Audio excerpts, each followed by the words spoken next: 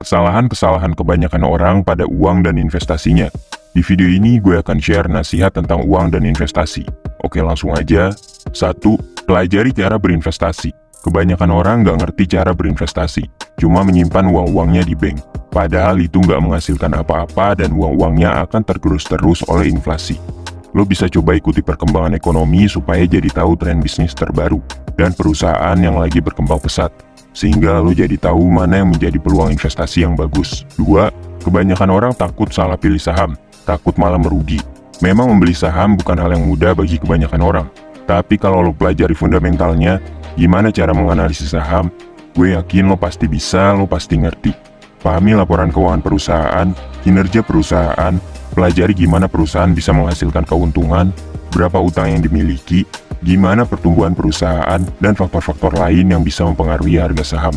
3. Kesalahan kebanyakan orang itu berinvestasi pada saham yang mereka sendiri nggak ngerti, nggak paham, asal menaruh uang investasinya.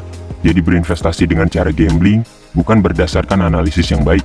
Mengabaikan diversifikasi, berharap bisa untung besar dalam sekejap, malah jadi panik sendiri saat saham yang dibeli turun harganya. 4. Patuhi prinsip investasi jangka panjang. Fokus aja pada kinerja perusahaan dalam jangka panjang, dan biarkan keuntungannya tumbuh seiring waktu.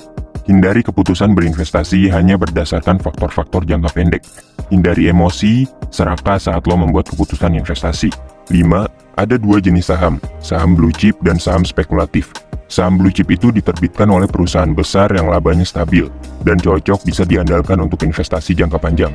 Sedangkan saham spekulatif itu diterbitkan oleh perusahaan baru atau kinerjanya belum baik, yang bisa memiliki potensi keuntungan besar tapi juga risikonya besar. Belajar berinvestasi memang nggak mudah, tapi bukan berarti nggak bisa. Gue tekenin satu hal penting saat lo mau mulai berinvestasi. Fokus pada risiko, jangan pada keuntungannya.